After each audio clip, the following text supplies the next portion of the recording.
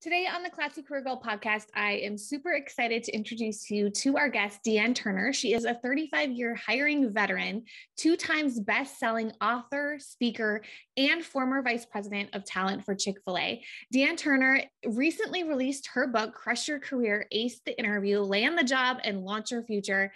And she shares today her unparalleled insight on how to discover your passion and grow professionally. And today on the podcast, Dee Ann is going to share some of the biggest interview mistakes and practical steps to landing a job this year. You'll learn how to determine if a job is right for you, how the job market has changed due to the pandemic. And I'm so excited for you to hear this episode. If you are stuck in your career and need a major change, you are going to love this episode. Welcome, Dee Ann. I'm super excited that you are here with us on the podcast today. I would love to start our episode today and just talking a little bit about your career journey. You have so much knowledge and wisdom to share with us. Where did you, what were the steps? What was your first career and what were some of the biggest highlights of your career so far? Sure. Well, thank you so much for having me today, Anna. It's great to be with you, and I'm looking forward to our conversation. Well, to start with, when you ask how did it all get started, like a lot of people, I didn't do to begin with what I thought I was going to be doing. I actually wanted to be a writer from the very beginning. When I was growing up, that's what I saw myself doing. But coming out of college and in the 80s and mid 80s, we were in the middle of recession. The jobs were scarce, and I was trying to figure out what I was going to do. So using those skills, since I couldn't be a writer right then, I decided I would go into advertising. And I went to work for a small firm back in my home city of Atlanta. And I did that for a little while. And really the change I made had more to do with the company than the work itself. And I thought, well, I'd like to get on the more on the client side of advertising. So long story how I got there, but Chick-fil-A was a company that I knew of growing up and eating the product, but I didn't know much about its culture. But I found out a little bit more about the culture, and I started interviewing for a job. I was turned down twice. And then finally, on the third time that I persisted, they invited me in for an interview. I like to say that probably it was because they were just tired of me calling all the time. But anyway, they invited me in for an interview. And eventually, after months of interviewing, I was offered a job, but not in advertising, instead in human resources. And my plan all along was that I would work there a couple of years. I'd know where the job opportunities were, and I would move back to marketing or to advertising to that area. Well, about 18 months into that job, the man who hired me resigned, and that left me with an amazing opportunity. Again, it wasn't obvious at the moment. It looked like I was a little lost because I had been hired specifically to support him. He left. For a little while, the company wasn't sure what they were going to do with me, but I was doing what he had taught me to do and something that the organization needed to do. So that's really one of my first lessons to listeners is find a problem that needs to be solved and solve it. Now, I wasn't being so intentional. I actually was just enjoying what he had taught me to do. And the organization didn't have any talent systems. So, and of course, at this time, they were all manual for the most part. So I started developing systems of how we would track candidates and what the interviewing process would be and what the selection process would be. And after doing that for a while, the organization finally decided, well, maybe that's something that needs to be done. And so they promoted me and kept me in that role. And within a couple of years, I really just fell in love with the work. I discovered that while I thought my calling was to be a writer, my real calling was to help other people find their calling and live it out. And so that's what I was able to do in that long career. And over the course of time, some of the things that I did, I selected thousands of Chick-fil-A corporate staff members and franchisees, and eventually ended up leading the entire human resources department that we changed the name to the talent department. And I was in talent for 30 years in a leadership position for almost all of them. Wow. And then, I just kind of skipped through all that pretty fast, but and I learned a lot on the go. You asked me for the highlights. The highlights were definitely, I love selecting franchisees. That was like putting a puzzle together to find the right person in the right community and location that, could lead teams and of employees and attract customers. So I really loved that part of it. And I loved leading a team. It was a lot of fun. After 30 years, I moved to launch Chick-fil-A sustainability function.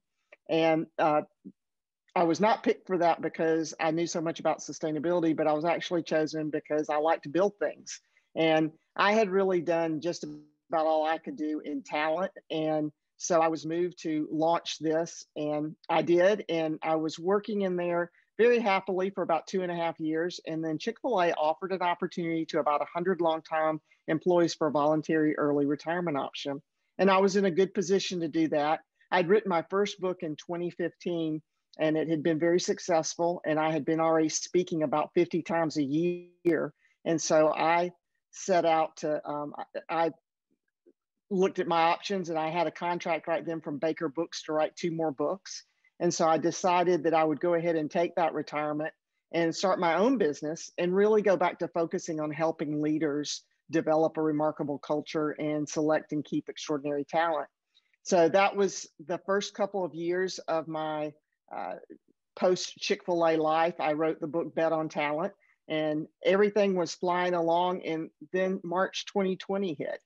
And Baker had asked me in 2019 to write the second book for them, which came out just this past March, Crush Your Career.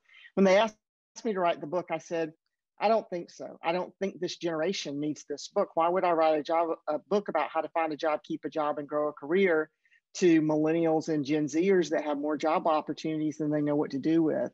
They really pushed me and said, write the book, write the book. So we finally agreed. I worked on it. I submitted the draft on March 20th, wow. 2020. And after that, after I gave it to them, I said, by the way, I'll need that back because I've got to make some changes in regard to what's just happened and how I think it'll impact employment. And again, I would have never thought in March of 2021, we'd still be dealing with it when the book actually released, but the timing turned out to be pretty good. So in a nutshell, I've wrapped up 35 years of my life for you. Yay, but that I was know, awesome. I know you'll have some questions to dig in a little deeper. Yeah. And I love that your calling is to help others find their calling, because one of the top questions I get is, how do I find my calling and my purpose? So what would you tell someone who's struggling to figure out what their calling is? Well, the first thing you have to do is get yourself in the mindset. So I think there's the questions you ask yourself, and then there's what situation do you put yourself in to really learn about it? So you have to get really quiet. You have to spend enough time alone to really be introspective. And you have to think about things like, what gets me up in the morning? Like, what just really stirs my soul?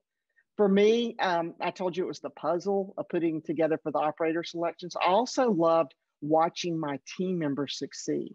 My best day was watching them get a promotion and grow their career. That just is what really excited me. So, what is it that gets you out of bed that you want to do? The second thing is, what do others tell you that you do best? So you have to engage other people to give you some feedback. Like, what do you see me doing?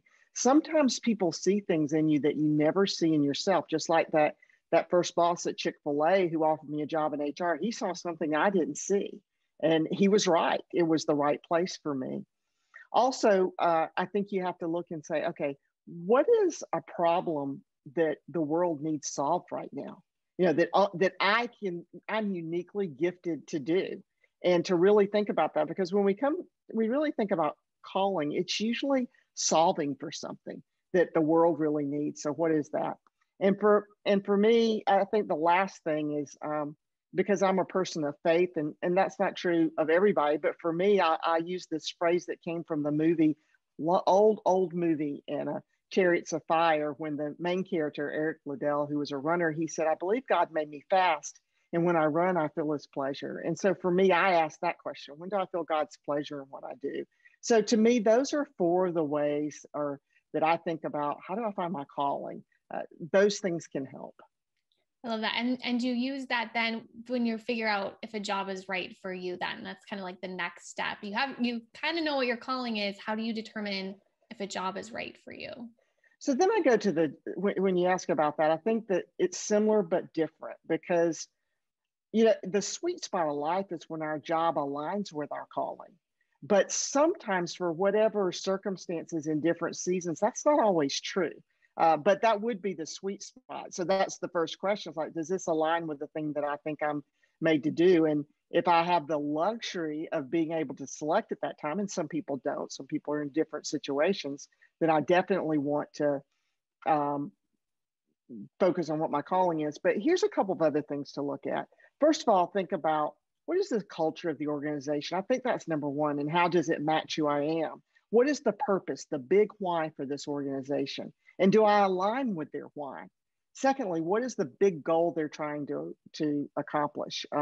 What is their mission, if you will? What's the challenging mission that everybody's rallying around in the organization? And is it something I could buy into that would be meaningful to me to be a part of?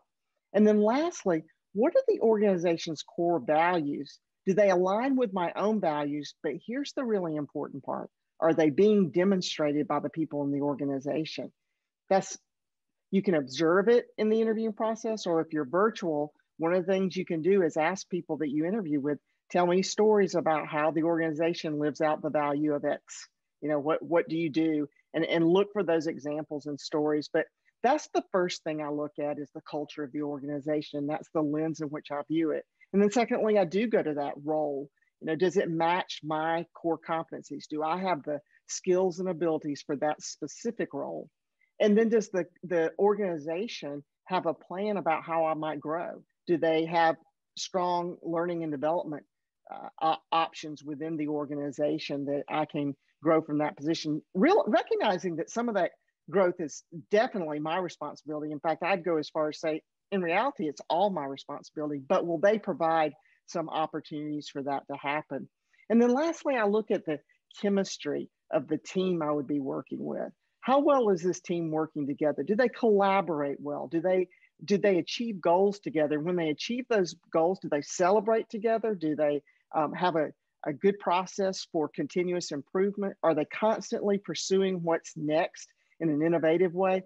Those are the things I'm looking for. So it's interesting. That's how I used to interview candidates, is looking at, instead of culture, I would say character, competency, and chemistry. But if I'm looking for an opportunity, I'm turning that around and saying, yeah, I'm looking at the culture and the that I would be a part of and how well that matches, the competency needed for the role, and can I be successful there because I possess that? And then the chemistry of the team. How well am I going to not just fit in, but can I even bring my diverse point of view and have the opportunity to influence this team to achieve its goals? Love that. So we can't go today without me asking you some interview tips, because you have so much. So how many people have you probably interviewed during your time at Chick-fil-A? Tens of thousands. Yeah. So what are some of the biggest interview mistakes that you have seen? Sometimes it's not even what happens in the interview itself. It's the things that happen around the interview. So for instance, somebody who doesn't show a lot of courtesy, either they assume that there are people that they interact with that aren't part of the interviewing process, whether it's the person that schedules them for the interview, or if they interview live, it's the receptionist at the front desk. They may not treat those people with the most courtesy and not even recognize they're part of the interview process, or not having appropriate follow-up that's in a way of courtesy, or the way they greet people, their eye contact and handshakes and things like that. But if we talk about the actual content of the interview, I don't think about things that people do wrong as much as here's really how to ace it. And the way to ace it is to go in there and know two things: know yourself and know the organization. So you've really spent time learning about how you're going to talk about yourself. And you're not just going to know what your skills and abilities are, but you're going to give examples of those, even if the interviewer doesn't ask you, so that you're actually giving them more information almost than they even knew they wanted to know. And when they go away and they go into the after review with the whole team to discuss your candidacy, and all of a sudden they have these stories and these examples that you've given them that they almost didn't even know they provided. So knowing yourself and being really well prepared to give lots of examples and tell stories. That's really what an interview is your opportunity to tell a story. And so you want to prepare ahead of time on what story you're going to tell. And then secondly, knowing the organization. These days, there's really no excuse not to know a lot, and go further than the organization. In your preparation, sure, you can go to a website and you can look on Glassdoor and see what the ratings are. You can go to LinkedIn and connect with some of your key interviewers, but then take it to the next step. Those key interviewers, have they written articles? Go read them. Do they have a podcast? Go listen to it. They have YouTube videos? Go watch them. You can't do too much preparation when you're going into interview with somebody. And now interviewers expect it. They're not sure that you've really prepared. If your interviewer's written a book and you don't know that, you didn't really prepare really well. So I have listened to some of the advice that Austin Belsack gives. And one of the things Austin says is most candidates prepare 2 hours for their interviews. We need to be preparing 20 hours, he says. And if you do all the things I just described, it's going to be more of a 20-hour process to do that. Yeah. And once you do it once, it's probably easier than for the next interview too. Because I find a lot of the stories you can use probably for similar interviews too. Absolutely. You get into a rhythm of doing this. So those are absolutely, when you think of content, those are absolutely the two things. And then also knowing the company, be sure you go with really well-prepared questions to ask. Don't show up with something you could have found out on the website, but also don't show up with where you're not specific about what you're looking for. So in fact, your listeners may want to go to my crushyourcareerbook.com site. There's a free PDF. This one doesn't even require your email. It's just on there of best questions you can ask in an interview. Awesome. And I think it's so interesting. You wrote the book in 2020. It was published in 2021. So you probably are very aware of how things have changed with the trends in the job market. Can you share with us, what did you have to change in your book? What has changed for the job searching market right now in 2021?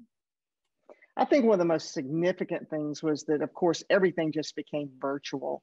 And it was really hard for me to wrap my head around the idea that somebody would completely virtually interview for a job, would start a job virtually. And many people that have done that in this time period still to this day haven't personally met their boss. And that's almost hard for somebody who has the background of a high touch experience to relate to. But that was a big part of it. And then I have to say, I was expecting the job market really to be even worse than it has been. And while some sectors have been really wiped out because of the pandemic, there's been so many opportunities that have grown out of the pandemic for new careers. So that even surprised me a little bit. I was expecting things to be worse than they actually were. I'm glad they weren't. And as I was writing the book, I was kind of preparing people this idea of you're going to have to be more persistent. You're going to have to exhaust, your network in ways that you aren't accustomed to doing, and really just apply more effort. And I think that's still true, just not to the degree that I had anticipated. Yeah, definitely. So what are those practical steps to landing a job? It's been networking. I would imagine virtual networking is key on the list these days. It's still virtual networking, but I think one of the most important things is to just, first of all, be really specific. Don't machine gun things out there. That was a term we used to use, or I guess shotgun would be a better way, where you just sending things out, but take the rifle shot, but be very specific about what you're looking for and go all in on that opportunity. In other words, you don't show up to your industry networking site and say, hey, I need a new job. And you give them this broad, it's the whole industry. No, I'm looking for a job where I specifically am in customer service, helping people with this specific technology. It helps actually zero in on whatever it is that you do well, and then you can start networking very specifically. Also use this time, if you're one of those people that you're not sure your industry is going to make it through this, it's a great time while you're looking for a job also to be upskilling, looking at what is growing. And there's so many, everything's online now, all the e-courses, everything, the certifications. Never been a better time to get more certifications or educations that might help you get that next job. So I think that's another big difference right now too, is you can obtain that experience really quickly and easily. Definitely. What about negotiating a salary? Is that okay to do during the pandemic? What's kind of the etiquette now with the pandemic? Well, I think salaries are always negotiable, and it's really about knowing certain things. Obviously, it's knowing what the marketplace will tolerate for your particular role. I think the hardest thing about that is if you're negotiating virtually, it's just harder Yeah. to do, in my opinion, than if you were there personally. But understanding what the market is, and then being able to talk about how you meet the market salary, and talk in these terms. Be really clear about the responsibilities that you've had that meet this, and the roles that you've had, the competencies that you've gained through those experiences. And then this is really important. Sometimes we just talk about roles and responsibilities. We don't talk about results. If you're negotiating for salary, you want to talk about your actual results, and you want to use goals and metrics. This was our goal. This is what we accomplished. This was my specific contribution to those results, so that that organization all of a sudden knows how valuable you are to them. Because if you achieve these results in another job, they're starting to think about, well, if he or she achieved these results at our organization, this is what it would mean for us. And by the way, if you have enough information and you connect those dots for them, you'll really increase your negotiating position on it. Yeah, definitely. So where can people go find more about your book? Okay, well, first of all, my website is deeannturner.com, and just about everything is there. You can find out where to link up with me about all of my books, the brand new Crush Your Career podcast that releases every Wednesday. And so new episode are coming out every week. And then also I'm on Facebook at Dee Ann Turner Author, LinkedIn. I'd love for your listeners to connect there. Dee Ann Turner, Instagram at Dee Ann Turner. And then also on my webpage, there's an interesting PDF that's available for your listeners to go to deeannturner.com and download my 25 top behavioral interviewing questions. Now, why would I have you do that if you're looking for a job? Well, those are some of the questions you might be asked, and it'd be a great place to just start preparing for your next interview by taking a look at some of those questions, preparing your answer with thoughtful examples and stories to go along with it. Yeah, it's so important to prepare. So what would be your final word of wisdom to our listeners who want that new career, are navigating a career transition right now? What would you tell them? Well, this is what I always say. It's going to be okay. I have 3 young adult sons of my own that through all this, they've been through their own journeys and challenges. And everything's not like you thought it would be. But one thing I know about this generation is they're going to be the most resilient generation because of what they've gone through. So it's going to be okay. Just keep at it. Just don't give up. Just keep charging ahead, and eventually you're going to get where you want to be. I love it. I think they hear me say that all the time too. So I love that you ended with that. Just keep going. Thank you so much, Dee Ann, for joining me here today. It's been my pleasure, Anna. Thank you so much for having me. Thanks. Hey there, thank you so much for listening to today's episode of the Classy Career Girl podcast. If you want to dive in deeper with me, get more free training and advice to help you find a job or business you love that supports the life that you really want, I'd love to invite you to check out more of my free blog posts, more free videos, and to give you the opportunity to download my free 90-day planning workbook. The best place to get started is to go to www.classycareergirl.com/free stuff. And that will guide you to the best place to start. So I look forward to helping you and supporting you further in reaching your goals and dreams. I will see you soon.